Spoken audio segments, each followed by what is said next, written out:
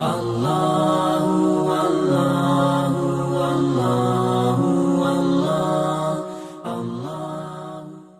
رات کے اندر یہ جج کرنے کی ضرورت ہے کہ جو آپ کام کر رہے ہو کیا سنت سے یہ ثابت ہے؟ اس رات میں کرنے کے کام پوچھا جاتے ہیں کہ بھئی کرنے کے کیا کام ہے؟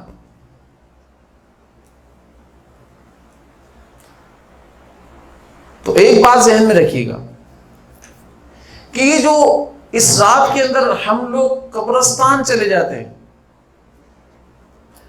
اور قبرستان جا کر اپنے ورثہ یا اپنے عزیز و اقارب کی قبروں کے اوپر حاضر ہوتے ہیں، تو یہ بدعت عمل ہے، سنت عمل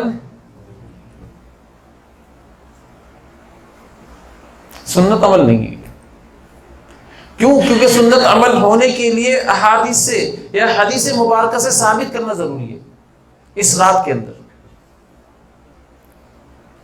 اور جس حدیث کے اندر یہ بات آئی ہے کہ حضور صلی اللہ علیہ وسلم اس رات میں قبرستان گئے تھے، وہ حدیث نہایت ضعیف ہے، اور اس کے اندر محدثین کرام کا بہت بڑا کلام ہے، بہت بڑی بحث ہے اس کے صحیح ہونے کے اندر، اس کی سند کے اندر، اس کے ضعف کے اندر۔ اور یہ حدیث مشکوک ہے، مشکوک، شک سے خالی نہیں ہے۔ جو حدیث ہی ضعیف ہو، بہت ہی ضعف ہو اس کی سند، اور اس رات کے اندر اگر قبرستان جایا جائے اور اس کو یہ سمجھ لیا جائے کہ حضور صلی اللہ علیہ وسلم گئے تھے، تو آپ مجھے بتائیں حضور صلی اللہ علیہ وسلم کی طریقے کے مطابق عمل کر رہے ہیں؟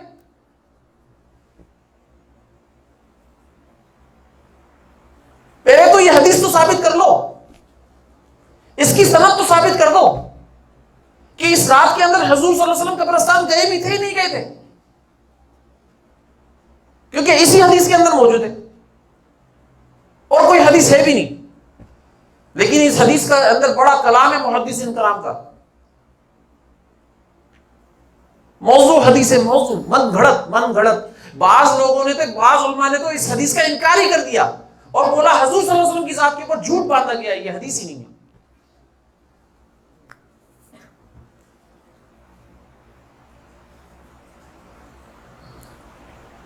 تو پہلے بھائی اس حدیث کو تو ثابت کرو۔ اچھا چلو اس حدیث کو مان لیتے، چلو ضعف کے بعد بھی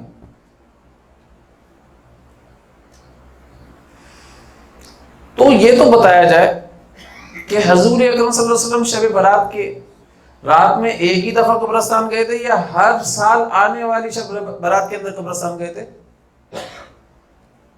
ایک ہی دفعہ گئے تھے نا۔ چلو اس کے مقابلے میں کوئی اور حدیث موجود ہو ایسی، تو اس کی سند جو ضعیف ہونے کے باوجود بھی تسلیم کر لیا جائے، کوئی صحیح حدیث موجود ہو اس کے مقابلے میں، بھائی اس رات میں گئے تھے، کسی دوسری حدیث سے معلوم چلتا، کوئی دوسری حدیث اس کے مقابلے میں موجود بھی نہیں ہے۔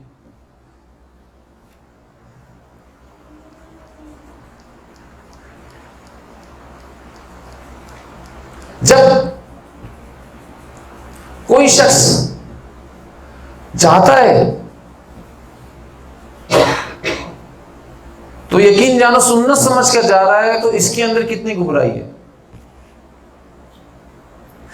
جو مردوں سے ملنے کے لیے جا رہا ہے ان کے لیے کتنے عذاب کی بات ہے۔ ان سے اللہ تعالیٰ پوچھ رہے ہوتے ہیں کیا تو نے اپنے گھر والوں کو طریقہ نہیں سکھایا میرے نبی صلی اللہ علیہ وسلم کی ذات کا؟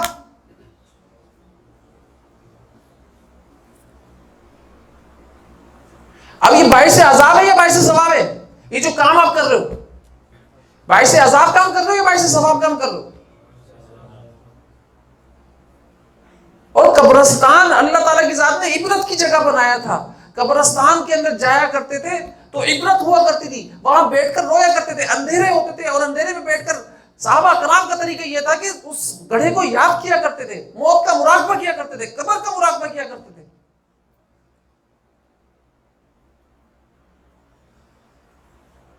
یہاں قبرستان جب جاتے ہیں تو ایسا لگتا ہے جیسے کوئی تقریب ہو رہی ہے، لائٹیں لگی ہوئی ہوتی ہیں، کوئی موم بتی والا بیٹھا ہوا ہے، کوئی اگربتی والا بیٹھا ہوا ہے، کوئی پھول والا بیٹھا ہوا ہے، کوئی کیوڑے والا بیٹھا ہوا ہے، کوئی چاٹ والا بیٹھا ہوا ہے، کوئی پان والا بیٹھا ہوا ہے، کوئی یہ چیزیں قبرستان کے اندر بک رہی ہیں.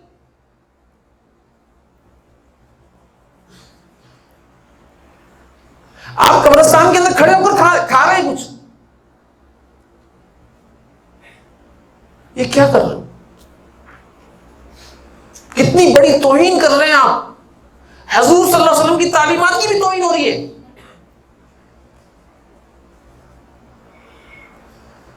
تو ہمارے اندر سے حضور صلی اللہ علیہ وسلم کی تعلیمات کو کسی سازش کے تحت نکالا جا رہا ہے اور ہم خود بھی اس کے اندر نکالنے کے اندر ان کا ساتھ دے رہے ہیں. ہم خود بھی نکال رہے. کیوں؟ کیونکہ ہمارے نفس کا مزہ ہے اس کے اندر اور نفس کے مزے کے تحت چلیں گے ہم. یہ رکن اعظم سمجھا جاتا ہے شب برات کا. جیسے حج کرنے کے لیے جاتا ہے نا، نعوذ باللہ من ذالک، بڑے دکھ کے ساتھ درد کے ساتھ کہہ رہا ہوں، جیسے حج کرنے کے لیے کوئی بندہ جاتا ہے نا اور وقوف عرفہ نہیں کیا تو حج نہیں ہوا، ایسے ہی اگر کوئی قبرستان نہیں کیا تو شب برات ہی نہیں بنی.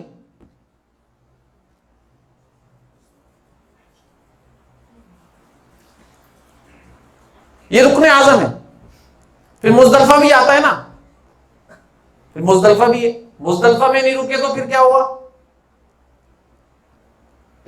کہ آپ نے ایک واجب ترک کر دیا، نہیں کر دیا.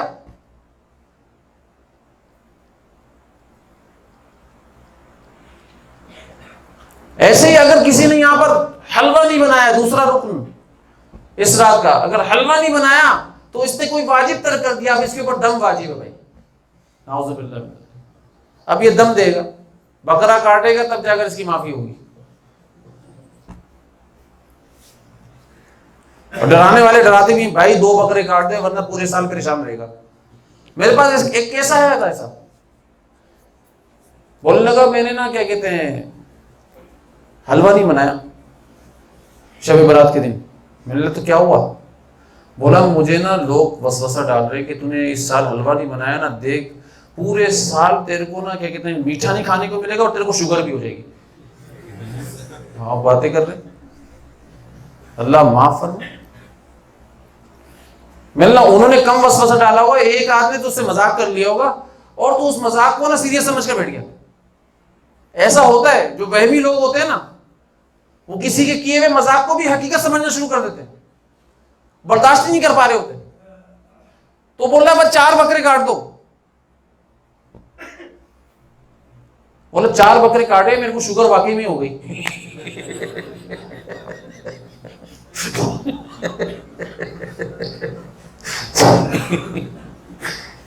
شوگر ہو گئی اس کو.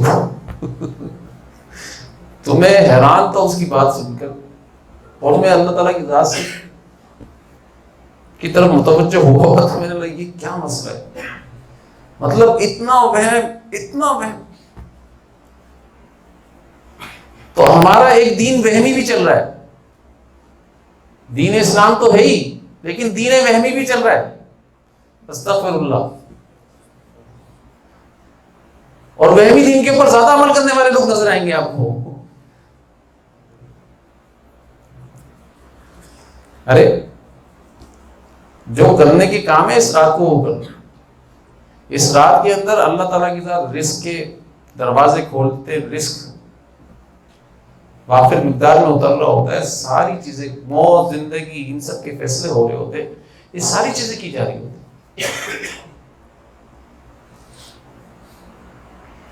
لیکن اس کو بھی سمجھنے کی ضرورت ہے. لوگ سمجھتے ہیں کہ شاید شب برات کے ہی دن سارے معاملات ہوتے ہیں. ایسا نہیں، معاملات تو بن جاتے ہیں. وہ جو تقدیر کے اندر پہلے سے لکھا ہوا ہے نا، وہ شب برات میں اس سال سے لے کر اگلے سال تک کیا ہونا ہے اس انسان کے ساتھ، اس کا لفافہ بن کر آ جاتا ہے اس پورے سال کا. اور پورے سال کا بجٹ جس کو کہتے ہیں، بجٹ سمجھتے ہیں نا، بجٹ سے سمجھ میں آئے تو پورے سال کا بجٹ تیار ہو جاتا ہے سارے عالم کا. اور پورے سال کا بجٹ تیار ہو کر اللہ تعالیٰ کی ذات فرشتوں کو دے دیتے ہیں اور شب قدر کے دن، شب قدر کی رات کو امپلیمنٹ ہونا شروع ہو جاتا ہے کہ جاؤ بھائی، جو تم لوگوں کو شب برات کے دن اس شخص کے اعتبار سے بجٹ تیار کر کے تھمایا گیا تھا، اب اس کے اوپر امپلیمنٹ شروع کر دو، اب پھیلا دو اس کو. اس لیے فرشتے جو ہیں وہ شب قدر والے رات کو پھر جاتے ہیں. تنزل الملائکۃ والروح فیہا باذن ربہم من کل امر سلام ہی حتی مطلع الفجر. یہ اللہ تعالیٰ کی ذات کر رہے کہ فرشتے نیچے اترتے ہیں اور جبرائیل علیہ السلام بھی آتے ہیں، ہر کام کے امر کو لے کر آتے ہیں، ہر کام کو لے کر اتر رہے ہوتے ہیں.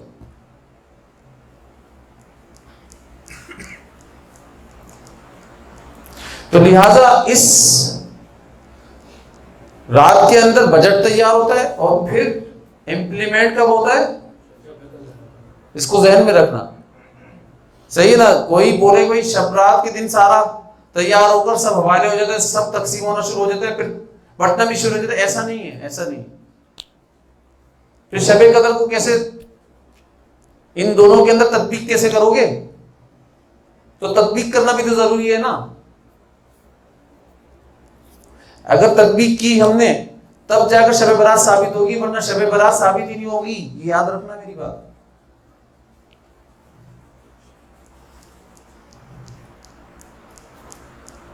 شب برات ثابت کے لیے تطبیق کرنا پڑے گا ہمیں، کیونکہ شب برات کی جتنی بھی احادیث ہیں محدثین حضرات کے نزدیک ساری احادیث ضعف کا درجہ رکھتی ہیں.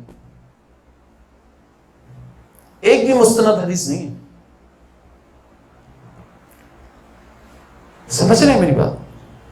لیکن محدثین حضرات کے اندر ایک ٹرم ہے، اصطلاح، ایک اصطلاح ہے. وہ اصطلاح کیا ہے کہ جب تواتر کے ساتھ اتنی احادیث کسی رات کے بارے میں آ جائے، اگرچہ ان سب کی سند ضعف کا درجہ رکھتی ہو، لیکن اتنی آ جائے نا تو پھر یہ حدیث حسن اختیار کر لیتی ہے، حدیث حسن کا درجہ اختیار کر جاتی ہے.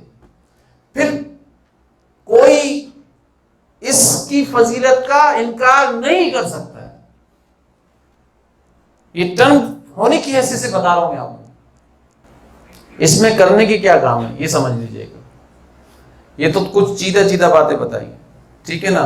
حلوہ نہیں بنانا ہے، اس میں قبرستان نہیں جانا ہے، کسی اور دن چلے جانا، ٹھیک ہے. اور دوسری بات کیا ہے کہ پٹاخے نہیں پھوڑنا. پٹاخے بچپن کے اندر بڑے پھٹتے تھے بھائی، صحیح ہے نا. تو اللہ کے حکم سے آپ لوگوں نے نہیں پھوڑنا، اور اس کا نقصان بھی بڑا ہوا ہے. پتہ نہیں کتنی ہلاکتیں ہو گئی، کتنی آگ لگ گئی، کتنے پریشانیاں کھڑی ہوئی.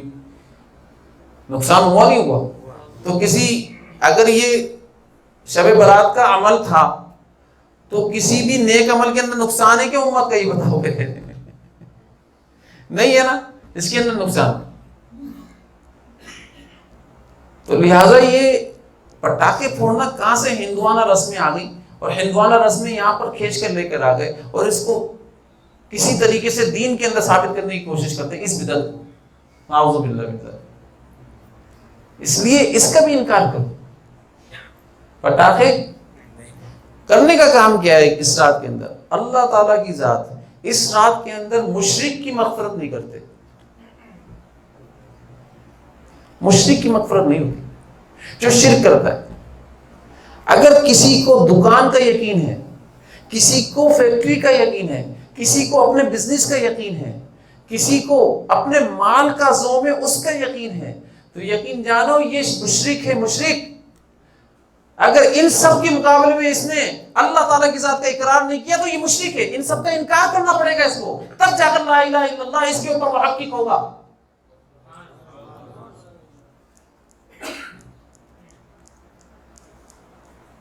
یاد رکھنا.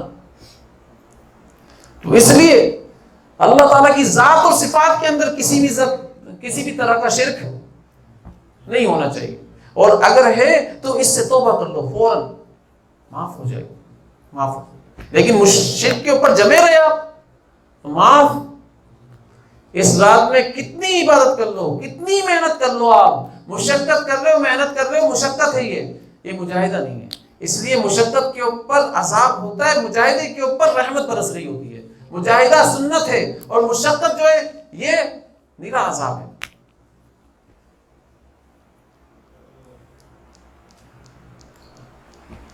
میں سمجھ میں آ رہی بات؟ اس لیے شرک نہیں کرنا. اگر شرک کے معاملہ ذرہ برابر بھی آمیزش ہے اس سے توبہ کر لو، آج ہی سے کر لو کہ اللہ ہماری توبہ ہے، ہم صرف آپ کی ذات کو دیکھیں گے، باقی سارے اسباب کا انکار. یہ مت کہنا اللہ تعالیٰ کی ذات کو کہ اللہ یہ ذریعہ ہے. دیکھو ہم دعا کیا مانگتے ہیں، اے اللہ میری دکان ہے اس کے اندر برکتیں ڈال دے، اے اللہ میری فیکٹری ہے میرے رزق کو بڑھا دیجئے، خوب مال آئے، خوب برکتیں ہوں، خوب ساری چیزیں ہوں. صحیح ہے نا؟ تو برکتیں دینے کے اندر فیکٹری کو ذریعہ بنا دیا آپ نے.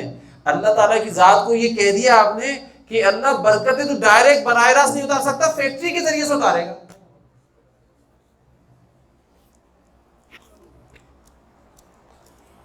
یہ میری جو جاب ہے نا یہ برقرار رکھیے گا، میرے بڑے خرچے پورے ہو جاتے ہیں، اللہ اس میں اور ترقی عطا فرما، اور مال عطا فرما. مطلب اللہ تعالیٰ کی ذات کو محتاج سمجھ رہے ہو؟ نعوذ باللہ من ذلک.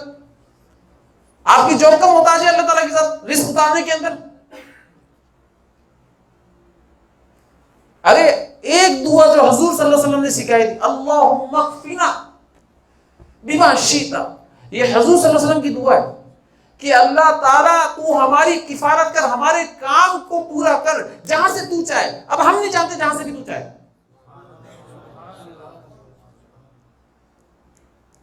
یہ حضور اکرم صلی اللہ علیہ وسلم کی جامع دعا ہے، اس کو کیوں نہیں کرتے بھائی؟ اللہم اشفنی بما شئت، اے اللہ مجھے شفا عطا فرما جہاں سے تو چاہ. اللہم ارزقنی بما شئت، اے اللہ تو مجھے رزق عطا فرما جہاں سے تو چاہے. پابند کیوں کر رہے ہو؟ ایک ذریعے کا پابند کیوں کر رہے ہو بھائی؟ ایک راستے کا پابند کیوں کر رہے ہو؟ اللہ تعالیٰ کی ذات فرمانے تیرے پاس خالق ہے اور تو خالق کو ایک ذریعہ جس سے تو دیکھ رہا ہے، اس سے آ رہا ہے، اس کا تو پابند کر رہا ہے. شرک نہیں کریں گے اس رات کے اندر، ٹھیک ہے نا؟ اور دوسری بات کیا؟ مشاہین. مشاہین کہتے ہیں کہ دل کے اندر کینہ رکھنا، بغض رکھنا. اگر کسی کی ذات کے اعتبار سے کوئی کینہ ہے، بغض ہے، عداوت ہے، حسد ہے، جلن ہے، کسی بھی درجے کے اعتبار سے کچھ بھی ہے، اس کو فوراً نکال کر باہر پھینک. اس کی مغفرت نہیں ہوگی. جس کے دل کے اندر ذرہ برابر کسی کی مسلمان کی ذات کے اعتبار سے کینہ ہوگا، اس کی مغفرت نہیں ہوگی. اس رات کے اندر بھی مغفرت نہیں ہوگی. اس لیے اگر کسی کو برا جانتے ہو، برا سمجھتے ہو، چاہے کتنا بڑا دشمن کیوں نہ ہو، آپ اس کا کینہ بھی نکال کر باہر پھینک دو. اور اگر کسی نے آپ کے ساتھ زیادتی کی ہے، فوراً ایک دفعہ درود شریف پڑھو، درود ابراہیمی، اور فوراً اس کا تصور کر کے اس کو ہدیہ کر دو. یہ اللہ کی ذات کو بہت محبوب عمل ہے. اللہ تعالیٰ تو اس رات کو فرما رہے حل من مستغفر، کہ کوئی ہے جو مجھ سے مغفرت طلب کرے اور میں اس کو معاف کر دوں.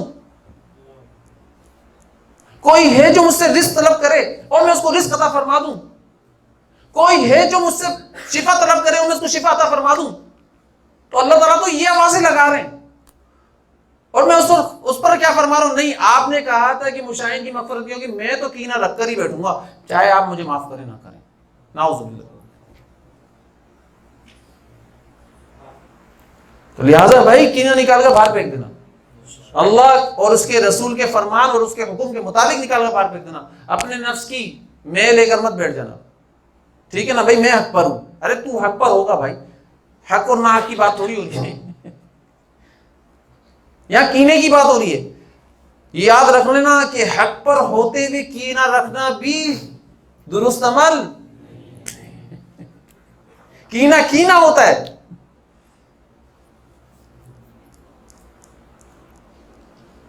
اور تیسرا کیا؟ یہ ہم میں بہت بڑی بیماری ہے، اسبال الغذا. یہ ہم میں سب سے بڑی بیماری. کیا مطلب ہے؟ کہ ٹخنوں سے نیچے جو ہے نا پائنچا چلا جاتا ہے. جس کا رکھنوں سے نیچے پائچہ ہوگا اور اس نے عادت بنائی ہوئی ہوگی، اللہ اس کی مغفرت اس رات کے اندر بھی نہیں کرے گا۔ یہ حضور صلی اللہ علیہ وسلم نے فرمایا ہے۔ ہم لوگ بولتے ہیں نا کہ ہم لوگ کیا بولتے ہیں، ارے مہذب معاشرہ ہے، مہذب معاشرے میں اگر ٹانگوں کے اوپر پائچے رکھ کر نہیں جائیں گے تو لوگ کیا وہ سوچیں گے، ہماری چپلوں کا فیشن اور ایسے پائچے یہاں تک ہونے چاہیے۔ تو اللہ کے نبی صلی اللہ علیہ وسلم کی ذات سے بھی ایک دن ملاقات ہونی ہے تیری، تجھے پتہ چل جائے گا کہ اس وقت تو کیا سوچا کرتا تھا اور آج تیرے کو حضور صلی اللہ علیہ وسلم کیا بتائیں گے۔ تو ان کا سامنا کرنے کے لیے تیار ہے تو پھر کر رہی کام۔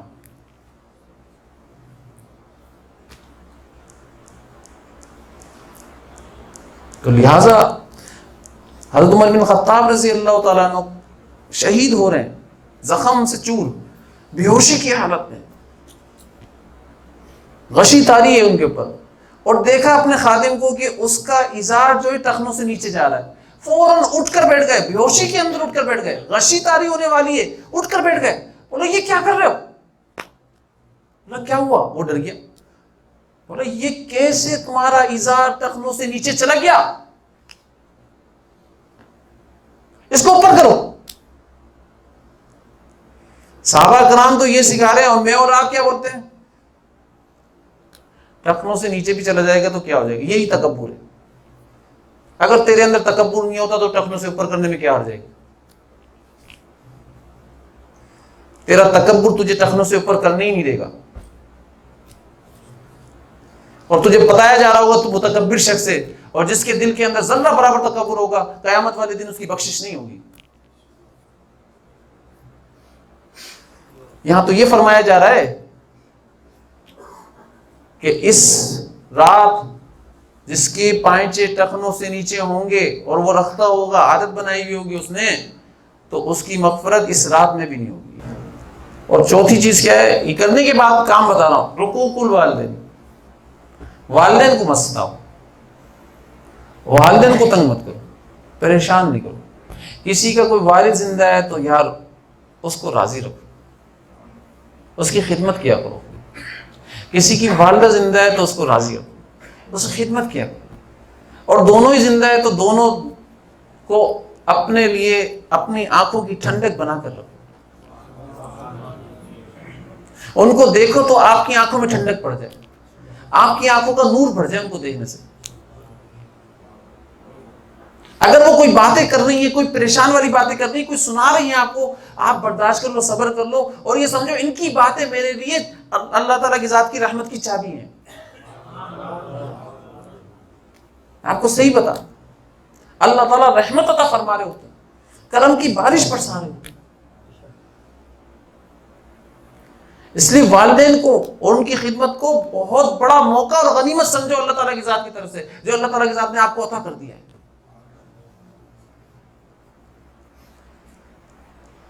اور جس نے والدین کی نافرمانی کی، نافرمانی کا مطلب سمجھ لینا، بچہ یہ سمجھتا ہے کہ بھائی ایک ہے حقوق اللہ، ایک ہے حقوق العباد، صحیح ہے نا؟ لہذا والدین کو اللہ کے حق میں نہیں آنے دو، یہ اللہ کا امر ہے کہ والدین کی نافرمانی مت کرو۔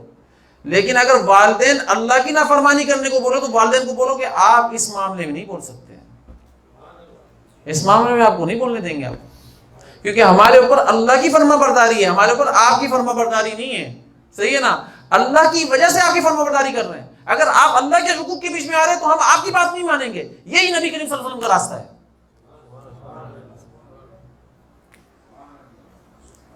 سمجھ رہے ہیں میری بات؟ بہت سارے لوگ ایسے ہوتے ہیں کہ نہیں یار والدین کو ناراض نہیں کریں گے، والدین کی نافرمانی کریں گے، وہ اللہ کی نافرمانی کر رہے ہوتے ہیں اس چکر کے اندر، اللہ کے نبی صلی اللہ علیہ وسلم کا راستہ چھوڑ دیتے ہیں والدین کی نافرمانی نہیں کرنے کی وجہ سے۔ بالکل 100% غلط طریقہ ہے۔ اور پانچواں کرنے کا کام کیا ہے کہ شراب نوشی سے توبہ کر لو گے، شراب نہیں پیو گے۔ اگر جو بندہ شراب پیتا ہے اس کی بھی اس رات کے اندر مغفرت نہیں ہوتی۔ اب شراب کے اندر نا ساری نشے والی چیزیں آ جاتی ہیں، ٹھیک ہے نا؟ کسی کو لڑکی کا نشہ ہے نا تو وہ لڑکی کے نشے کو بھی چھوڑ دے بھائی، اس کی بھی مغفرت نہیں ہوگی اس رات کو۔ کسی کو بد نظری کا نشہ ہے نا کہ وہ بد نظری کرتا ہے، تانگ جھانک کرنے کی عادت ہے اس کو، تو یہ تانگ جھانک کرنا چھوڑ دے بھائی، اس کی بھی مغفرت نہیں، یہ نشہ ہے۔ تو لہٰذا بھیا کوئی ایسے کام کر رہے ہو تو توبہ کر لو فوراً، صحیح ہے نا، تاکہ سارے مسائل اللہ تعالیٰ حل کر دیں، صحیح ہے نا۔ کون سے مسائل؟ دنیا کے نہیں، اخروی مسائل، صحیح ہے نا۔ دنیاوی مسائل تو اخروی مسائل کا سایہ ہیں، حقیقت کے پیچھے بھاگتے نہیں، سائے کے پیچھے بھاگے جا رہے ہو۔